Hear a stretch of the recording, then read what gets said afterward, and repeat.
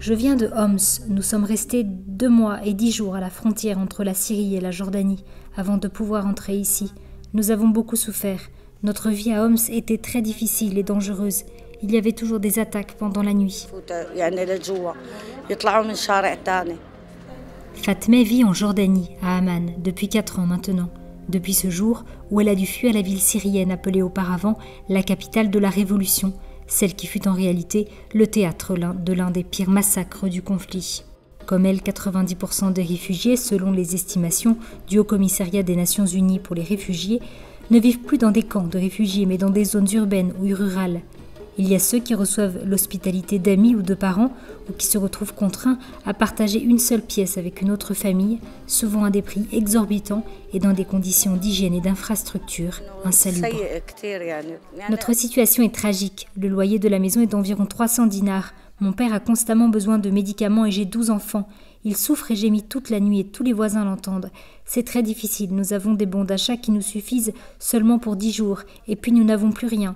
Que pouvons-nous faire ? L'histoire de Fatmeh est l'histoire de millions de Syriens. Les données du HCR, mises à jour le 7 novembre 2016, révèlent un exode de plus de 4 800 000 personnes depuis le début du conflit. Parmi celles-ci, au moins 650 000 sont officiellement enregistrées en Jordanie, bien que les estimations non officielles parlent d'1,4 million, soit 20% de la population locale. Parmi les organisations qui s'attachent inlassablement à leur apporter un soutien, se trouve Caritas, présente à Amman avec 8 écoles et 15 centres consacrés aux réfugiés.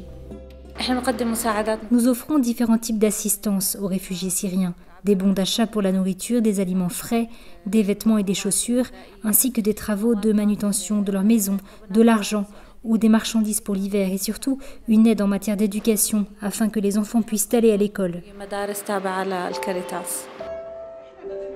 Chaque jour, le centre reçoit entre 70 et 100 réfugiés et leur offre différents types d'aides. Ces 3 dernières années a été ouvert également un bureau dédié exclusivement aux soins médicaux. Parmi les bénéficiaires de ces services, Ibtissam, mère de 6 enfants, qui s'est enfuie 3 ans plus tôt de la campagne d'Alep, l'une des villes les plus touchées par la guerre, qui a vu sa population divisée en 2 lors de l'avancée du conflit. J'ai donné naissance à ma fille au 8e mois, puis elle a attrapé une pneumonie. Elle a perdu conscience et donc elle a dû rester pendant 1 mois reliée à un appareil à oxygène. Depuis son réveil, elle continue à souffrir d'un manque d'oxygène et de convulsions. Caritas m'aide pour les médicaments, c'est pourquoi je suis venue. Ici, nous trouvons 3 nationalités, des Irakiens, des Syriens et des Jordaniens, et nous leur apportons uniquement une aide sanitaire.